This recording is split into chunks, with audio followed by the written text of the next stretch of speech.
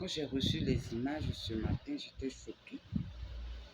J'ai dit, mais moi, vraiment, en 33 ans de carrière, je n'avais jamais vu ça. On a fait les palus graves sous toutes les formes. On a vu les palus graves, les neuropalus et tout ça. Mais un palu qui va entraîner ça, ça a carrément déformé voilà, le bas de sa jambe.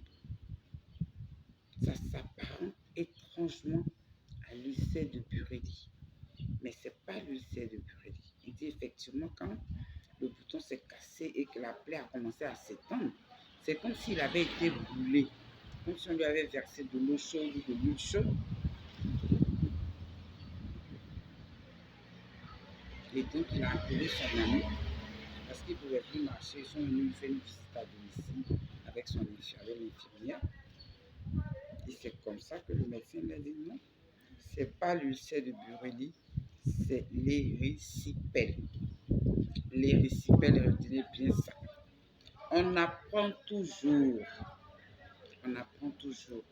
Donc, si après un palu grave, vous avez un petit bouton qui a poussé sous forme de furon et qui se casse,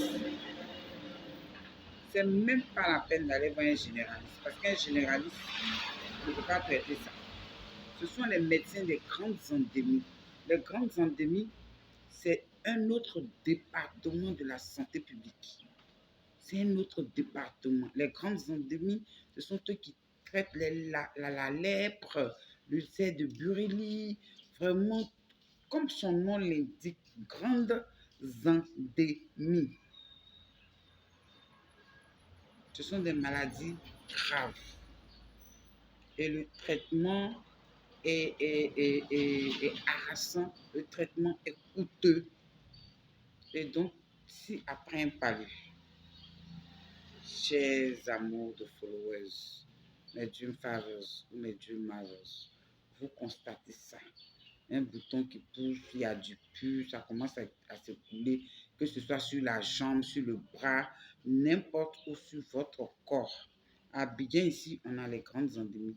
Lui, heureusement, pour lui, il est à l'intérieur. Vous savez, à l'intérieur, les gens se fréquentent, ils se rendent service. Et ce médecin, c'est lui qui l'a sauvé. Parce que ça, on pouvait lui amputer le pied. Donc, c'est pour vous dire qu'on ne finit pas d'apprendre et que l'érysipèle peut découler d'un palu fort, un palu grave. Ce n'est pas obligatoire, mais ça peut arriver. Ça peut arriver.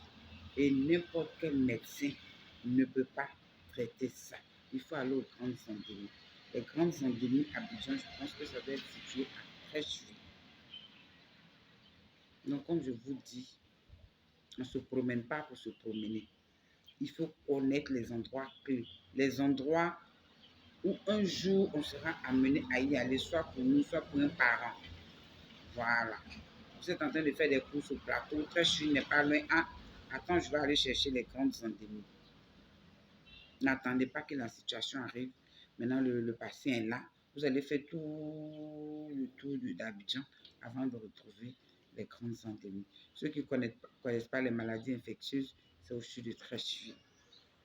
Ceux qui ne connaissent pas le service de pneumo, comment on appelle ça, PPH, ceux qui prennent en charge les tuberculeux et tous ceux qui ont les maladies graves du poumon, le PPH, c'est au sud de Crècheville.